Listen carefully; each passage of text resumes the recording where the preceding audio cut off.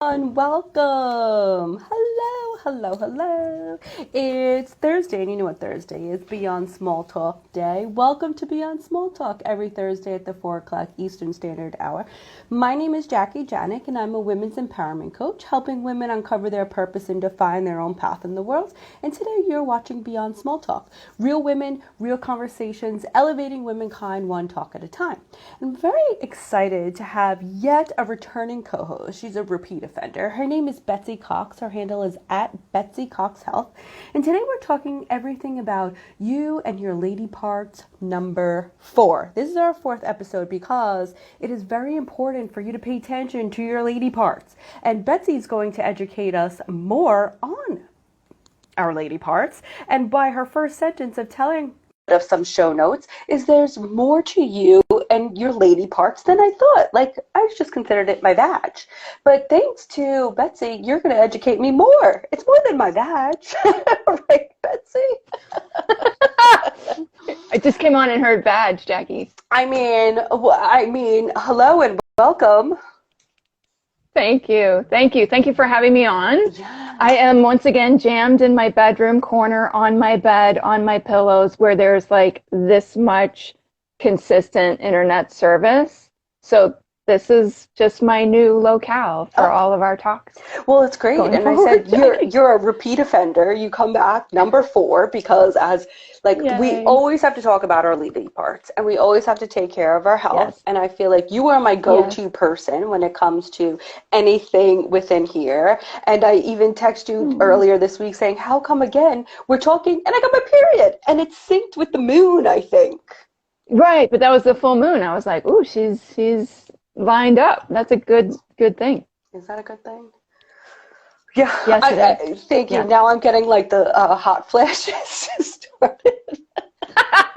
Right now, right as we speak?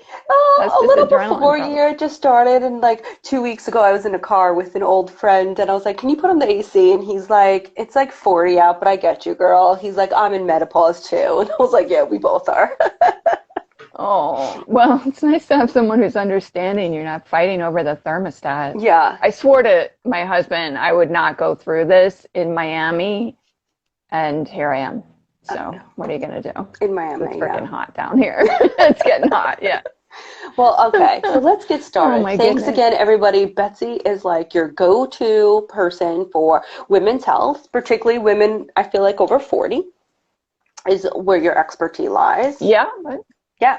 So let's get started. Like the first thing when you told me lady parts, you wrote me lady parts in quotes and you said it means all of me, like my bone, skin, tissue. Can you tell me more like how you describe lady parts? Yes.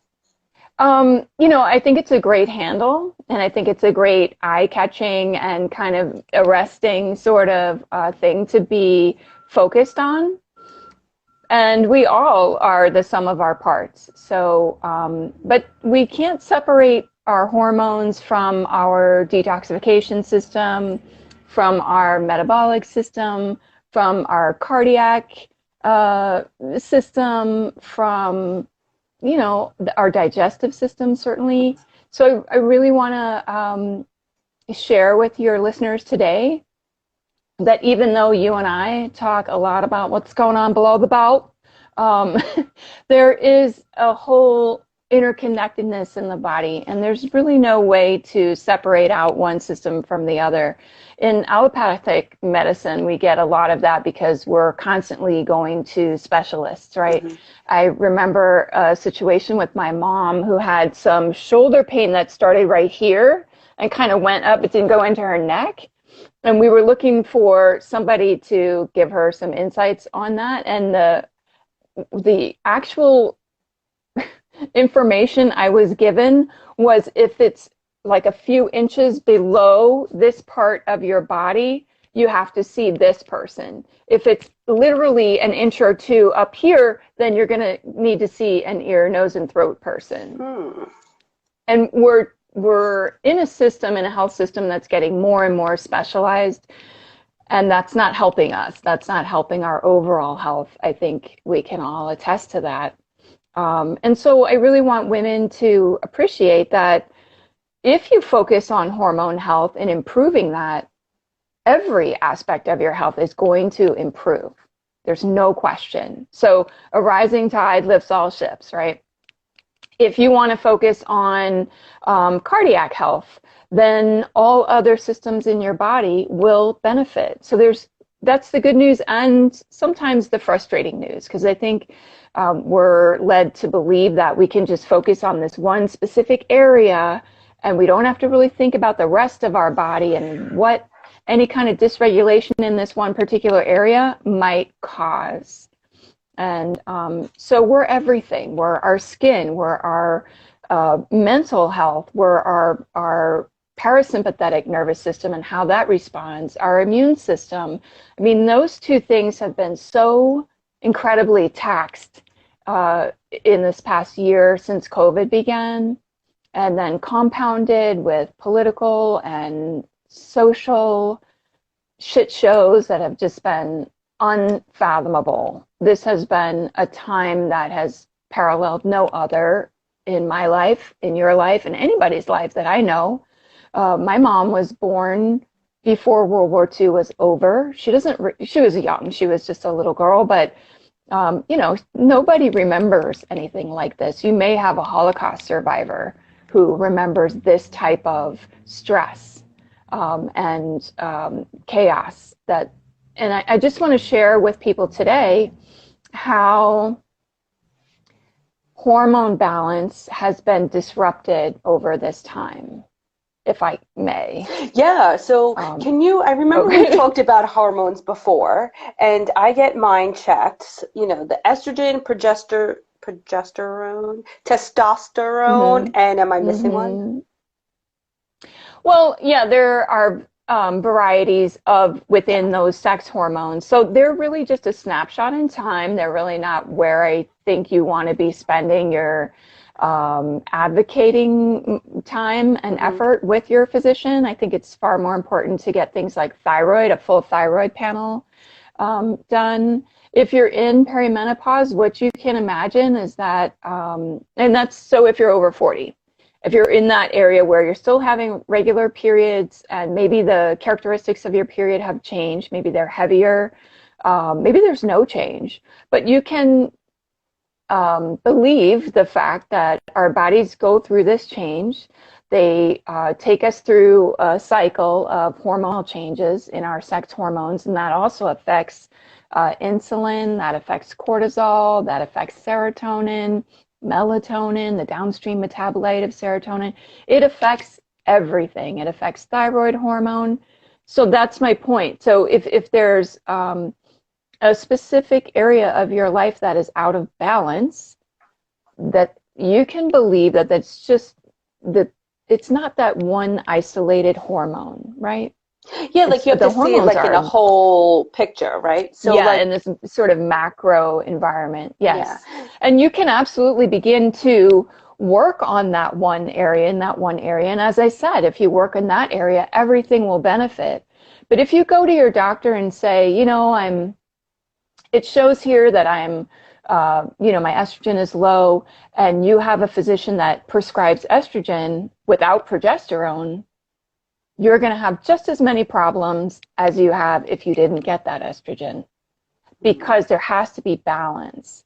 So what I would suggest is more of a cortisol awakening response testing, dry urine testing, which is far more accurate. It's called Dutch testing. That's far more accurate than blood values of hormones. So this list that you're saying, because it seems like when you go to the doctor, because I've been to now 3, right? All going because I've been challenged with the perimenopause. I feel like they all do the same test, so then they're getting obviously the same response, but they're not able to help me solve these challenges. Again, I'm on my 3rd doctor, so I'm a little frustrated. But you're saying, like, can you tell us one more time, like, what do we ask for that's above and beyond? Because I feel like, is there a standard? Like, you go in, they take your blood, they take your urine, and then they just, like, give you these tests? Or do we ask for specific things? Like, where should we start to ask for more specifically? Does that make sense? Okay, that's a great question. And so I think there are a plethora of situations and symptoms that happen in perimenopause that some people just breeze through. They don't have any problems at all. They don't even notice. And, you know, okay. Lucky bitches. Yeah, like, all right, lucky for you. Yeah. And there are other people who don't have as easy a time. So it's important to remember perimenopause in and of itself is not a disease. Perimenopause will shine a spotlight on things that are not in order or in balance when you get into perimenopause. So if you have a little bit of pre-metabolic syndrome, if you're carrying extra weight, and remember that extra weight holds estrogen. In adipose tissue is one of the areas where estrogen is stored. So that's going to put you in an estrogen dominant kind of situation. And what are the symptoms and side effects of estrogen dominance? Really intense periods, sometimes fibroids, which is a common time to, if you were never bothered by fibroids, to kind of get them. Some people can wait them out because in postmenopause, generally speaking, you don't have this issue, right? Because the estrogen is not feeding that fibroid anymore. Tender breasts, fibrocystic breasts, headaches, anxiety, fatigue, skin disruptions. These are all symptoms of estrogen dominance. See my skin disruption. When I actually can't see it at all, but thank you. It's like I'll take your word for it. It's really bad. So then it's like, for example. So this is just an opportunity to really just understand that this perimenopause gives you a long window to get your shit together, and it shines a bright light on what is out of balance. And these are just imbalances, but when perimenopause starts to create this kind of hormonal,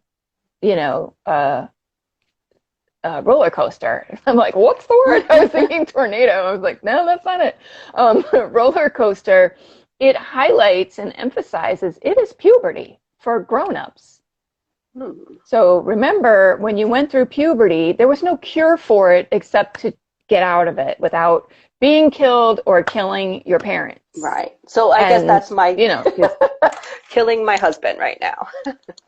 Yes. So this is a time when you want to ask for patience from yourself and forgiveness from yourself, and then spread that compassion and empathy out to your family members. This is a time when women typically stop saying they're sorry every 5 minutes, and when they're really standing in their own truth and power. I don't feel like that. I feel like this. I don't feel like putting you first or anybody else first. This is how I feel. This is what I want, and I want it to happen soon. So there's some retraining going on as well. Estrogen is that hormone where it is the nurturing hormone. It is why women are able to care for newborn babies when they are sleep deprived, when they are nursing and being bitten and being, really depleted of nutrition and nutrients. It is why women put other people first for so long. That hormone is built into our physiology and our biochemistry so that we can bear the burden of reproducing and populating planet Earth. If we didn't have estrogen, let's just picture for a minute a man without, and this isn't any hit on men at all. I love men a lot. And I'm happy to say that. But they are not designed to nurture in the way that women nurture while there are, I know we're getting a little off track here. Yeah. Absolutely always do, Jackie. But this is really by design. We are set up this way by design so that when we are within our childbearing years, we have more estrogen, which is the nurturing hormone, to be able to do the work we need to do in that chapter of our lives. Got it. And when we start to move out of that chapter, suddenly we're thought of as being really bitchy, really short-tempered, really all over the place. You know, I don't even know you. I've had clients say that their spouses have said that to them. I remember telling my husband, I was like, and I think I've shared this with your audience before, like, look, this is how I feel. I have no brake pads. None on my patients whatsoever. Interesting that our brakes are being fixed today. But it feels like that. It feels like somebody is just overnight like jacked your patients, like right out from under you. Yeah. And there's no need to apologize. It's happening to you. So why do you need to apologize? But you do need to, you know, work on a harmonious living and working situation. And it's not fair to you or to your family members to suddenly, you know, understand how to understand the new you. That's the work that you need to do. And in redesigning some of the things that are going to be a part of you going forward, and some of the things that you're going to put down. Yeah. As you get a little bit older. So you're saying that all the stress from the past year, so say if you're someone like some of the listeners that were in perimenopause like me, and we've had one of the most stressful past year, shitty, crappy year. Yes. So that I guess even like put on another layer, what you're saying can also affect that and my hormonal level. Yes. So, okay, so now we're there. And now it's like, but you know, people think, and this is. So let me. Well, let me just say, like, can I interrupt here? Yeah. Okay.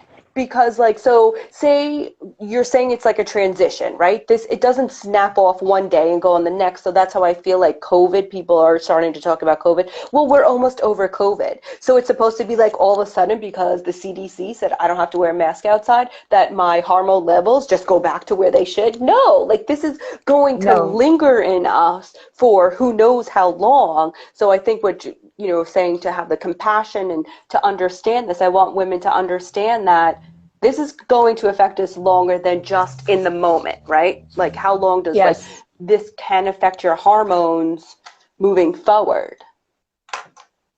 So it can be surgically induced, and it can be induced by certain types of chemo, hysterectomies, obviously, things that can cause immediate menopause. For people who have not experienced things like that, they will gradually move into early full-on perimenopause, and then later perimenopause. When you have hit menopause, you are a year or more, but it's, as we've discussed before, it's a diagnosis in hindsight. If you want to call it a diagnosis, that implies it's a disease. It's not. It's a phase of life. So how do you know when you're through puberty? I think if we start to look at it in that way, that it is this type of transition that takes years, sometimes up to 5-8 years. Some people start to go through it. They have no symptoms or signs. Usually when you start to get hot flashes and disruptions in your period, and then maybe you're skipping periods, you know something's going on. But there's a drop in progesterone between 5 and 7 years before women reach menopause. And progesterone is that calm hormone. So this is why you wouldn't want to go and even though your estrogen is fluctuating, you wouldn't, and even if they show up on your labs as low, you don't want to go and have somebody, jam you with estrogen without progesterone balancing that off, because that sets up a whole unhealthy dynamic. Yeah, and it sounds terrible. It's not a good look. Here, and you have calming here, and you're on like always this. Yeah, it's just going to make things worse. Yeah, and this is why women are tagged and labeled. Oh, you're so bitchy. You're on edge. Blah blah blah. It's my hormones, right? So, like, what can we do about it? Like, what? And I know you've given us definitely tips and tools. I still apply the organic tampons. That was always a good one. Literally apply them. Well, one of the things that I really want to touch on this today, and that is that we have lived in the past year or more, regardless of your age, in a state of chronic high stress. So the way high stress affects the body in interim, short-term periods, it's called hormesis, and it's very healthy. So a good example of that is when you work out and you're doing weights and you tear that muscle tissue a little bit and the cartilage around that, so that when you heal, you're actually building muscle. That's a really good example of hormesis. Another example is sometimes if you get a cold or you get the flu, it can really kind of build and re-strengthen a sluggish immune system. You know, it's been called into action. What you don't use, you will lose. So we need stress.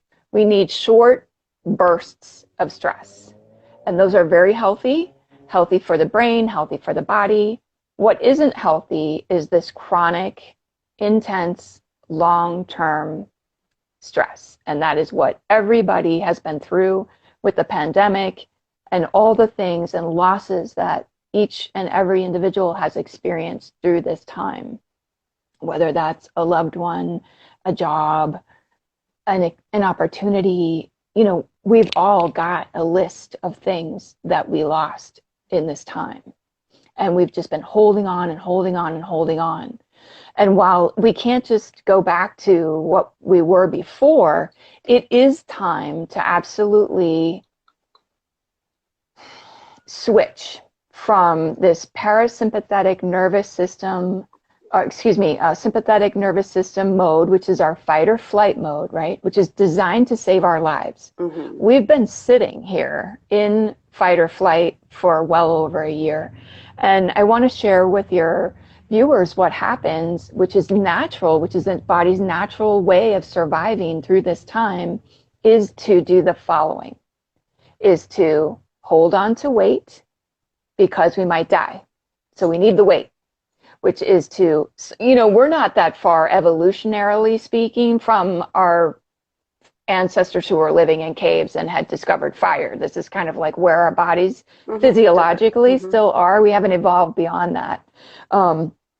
So our bodies for all this time and our minds thought that we were in a fight or flight, live or die kind of situation. And what happens in that time by design is that our digestive system slows down. We don't sleep properly. We don't metabolize food. As I said, our digestive system slows incredibly. Our immune function is suppressed because why would we fight a cold when we're going to die? There'd be no reason to do that. Why would we sleep well when we're going to die? The body prioritizes in this way.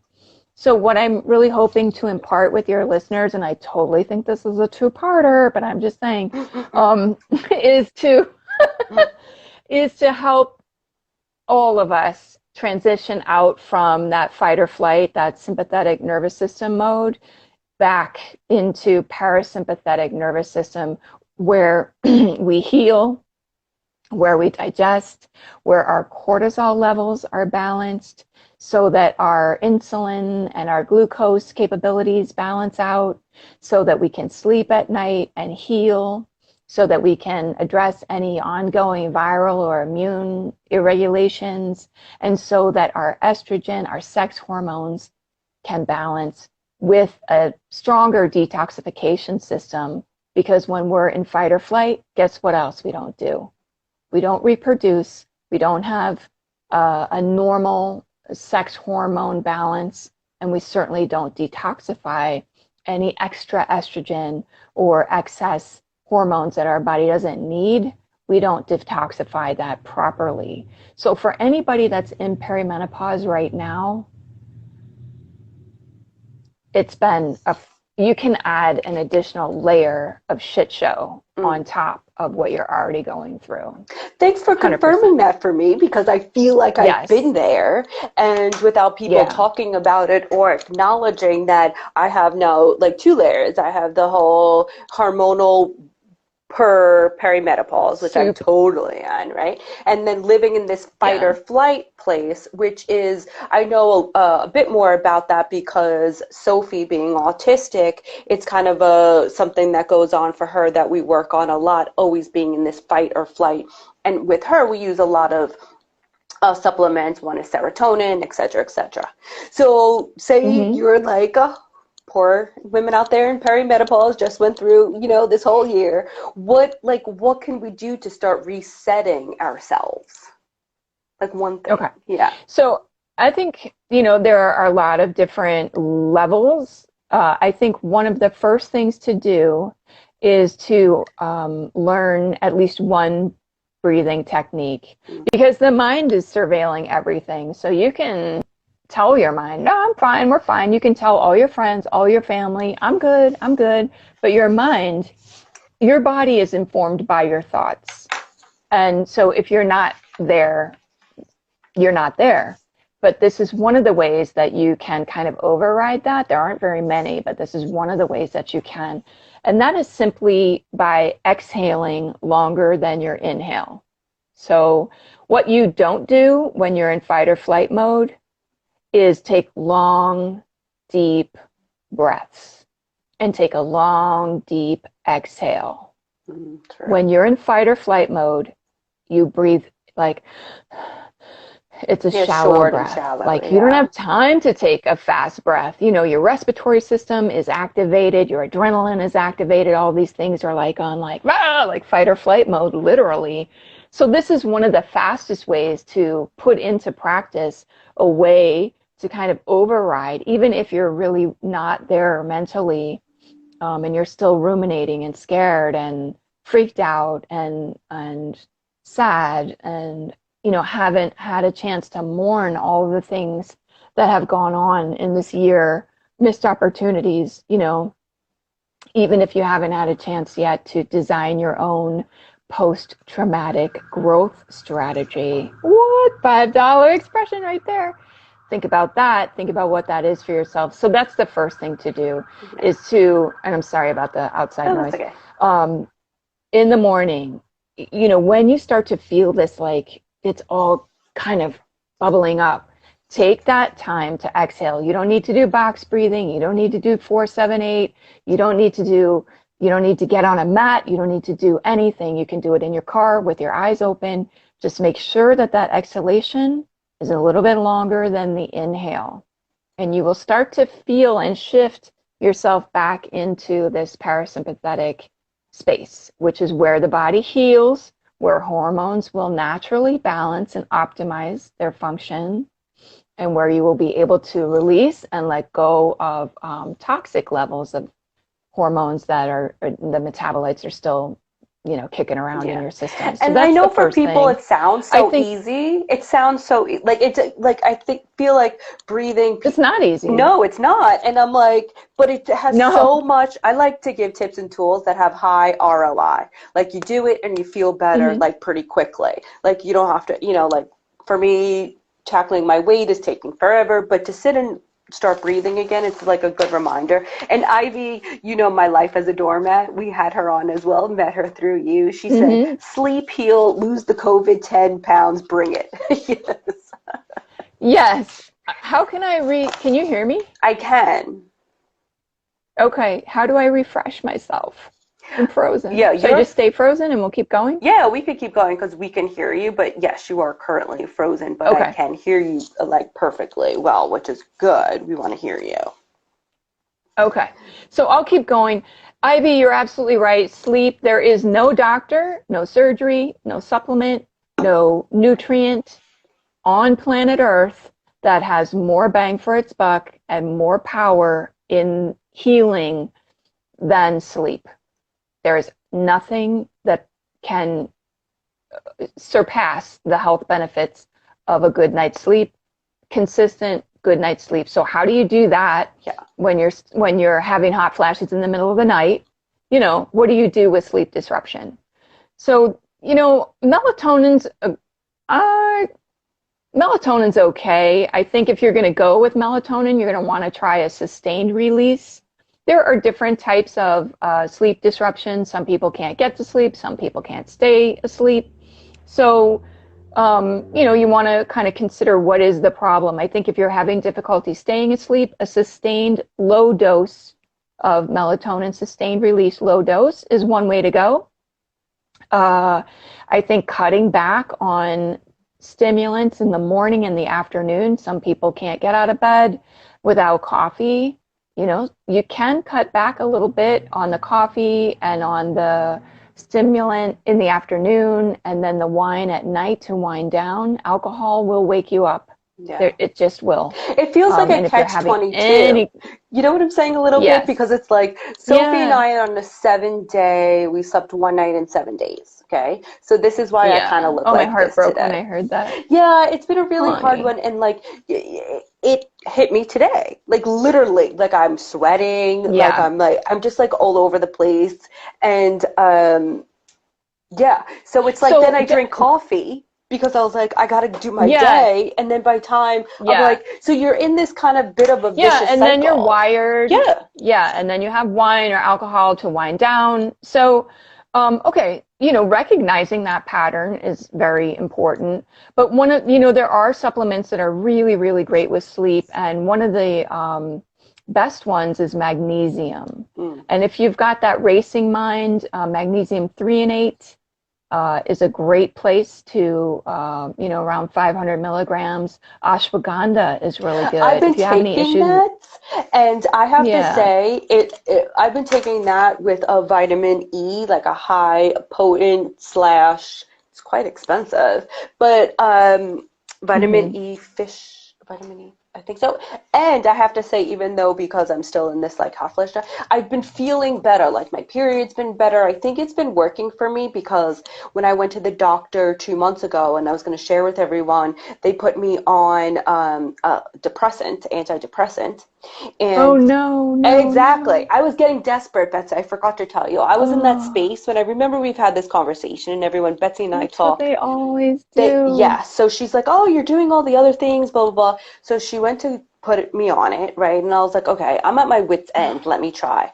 So I started on a Saturday morning, and I was so sick that weekend. I literally couldn't get out Yeah. of bed. So then I called her on a Monday because my friend was like, she's a nurse. She said, you might have COVID. I was like, it's not COVID. I took a freaking antidepressant. Why am I acting? Why do I feel this way?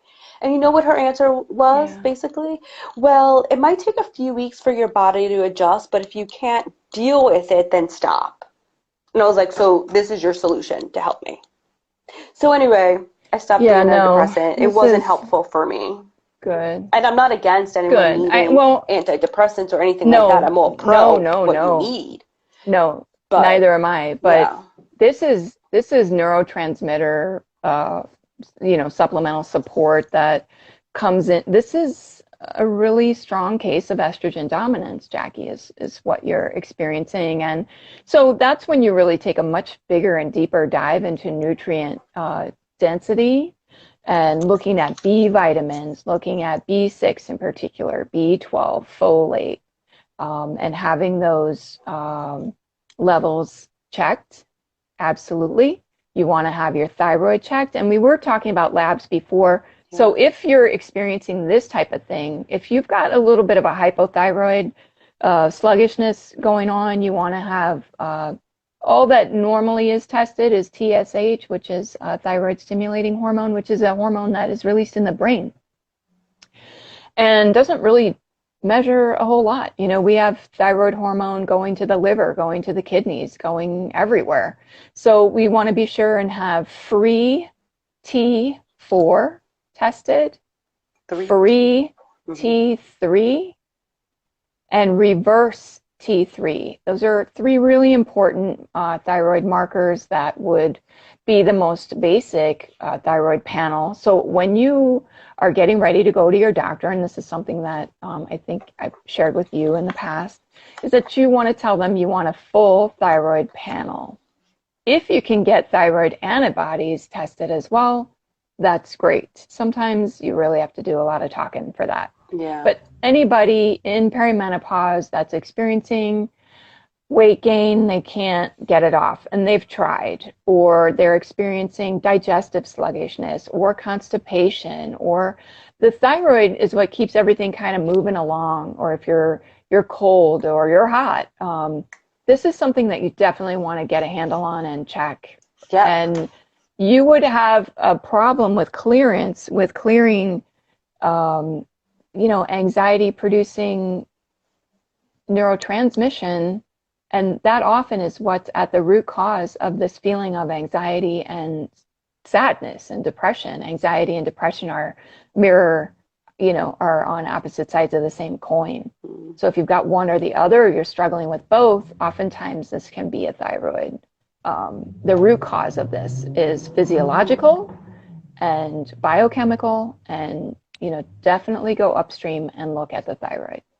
Thank you. But this is often what times you get this type of, kind of Band-Aid sort of stuff. Yeah, and I feel like that's why we've talked about being your own advocate, and I've had other, Beyond Small Talk co-hosts are like, you have to be your own advocate and educate yourself, and this is why I think if anyone out there needs more education, Betsy, as you can tell, is just like, you're just so knowledgeable in this area, and just giving that, like, I take notes, everyone. I'll share my notes with you guys, but I don't know if you can see it, Betsy, but I have a little piece of paper. I can see it, yeah. And I'm going back to my test, my lab, and see if they did this 3T4, 3T3, and reverse T3, everyone. So these are things that you should get. Yes. So we're about time up, and I know that you can share so much more, but is there one more thing you would like to share and leave with the audience?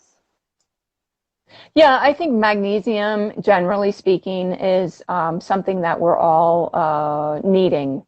And there are different types of magnesium. And some magnesium can create a little bit of a loose bowel situation. Yeah. So that's a good, for people that are suffering from constipation, that's a type of magnesium that you would want to look at. For people that are really dealing with a lot of anxiety and stress and depression, look at magnesium 3 and 8. Yeah, 3 and 8 is something that is an antioxidant and compound that's in green tea as well. And that helps balance GABA and glutamate. And GABA and glutamate are the inhibitory, that's GABA, and the excitatory, and that is the glutamate neurotransmitters that we are struggling to balance very often, and particularly in times of high stress. So when you say magnesium and estrogen, magnesium 3 and 8, how do you spell this 3 and 8? THREANATE.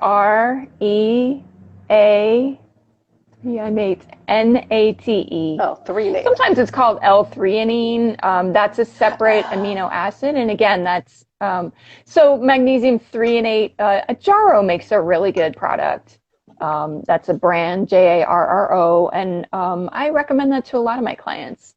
I think Calm, CALM, Calm Mag is a good place to put your efforts.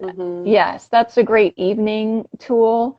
And really look at your sleep hygiene. Look at the one thing that you are, we all intuitively know what's going on. Like not looking at your phone before you go to bed. Yeah, like don't look at your phone before you go to bed. The blue light, turn the TV off. Like set yourself up for a successful night's sleep, not, completely. Oh my God. Yeah, I have so many you don't do that with your kids. Yeah. Well, we don't let our kids watch crazy television and then be like, okay, it's time, get into bed and go to sleep. Yes, we don't, because and don't watch SVU, people. Don't watch SVU before bed because, Stabler has been in my dreams lately. Yeah. And I was like, hey, Stabler. And I'm like, really, Jackie? Stabler is in my dreams because I hear him. Wow. I know. Have you seen Stabler lately? Yeah. Anyway, we digress. So thank you. I don't watch scary television. I watch peace and love television. I read so much that I spend a lot of my time reading clinical blood analysis and shit like that at night. I'm reading a lot of wellness and physiology. That's like your dessert. You're like, hey, let me read about blood. Yeah. You're so and this is that's a good point. The other thing is, if you're going to have that cocktail, have it 3 hours before you go to bed. If you're going to eat, don't eat. That really depends on if people are hypoglycemic, but generally speaking, we benefit from 3 hours of digestion before we hit the sack. So those are just really basic places to begin. But I really encourage your audience to think about all the things that they've been through this year and ways that they can just start to transition back into this place where we know, at least for now, we made it, we survived, we're okay, we're going to continue to be okay, and what area of our body and our mind and our spirit do we need to start on first to really recover ourselves? and reset. That's a perfect That's right. ending. Thank you so much, everyone. You must listen to this again because as I took notes, Betsy just has tons of information and things that you could start implementing now. Like, just breathe. Just after you get off this, just breathe. See what it does for you. Anyway, Betsy, you know I love you. Thank you, thank you, thank I love you you. too, girl. Yeah. Beyond, Take care of yourself. you too. We'll talk soon because I miss our little phone calls. Me too. Yeah, everyone, Beyond Small Talk. And if you missed it here, you can catch us on Apple Pod, Spotify, Audible, YouTube. This will be up tomorrow. And give Betsy a follow. Reach out to her if you have any questions. I'm sure she'll be happy to talk to you.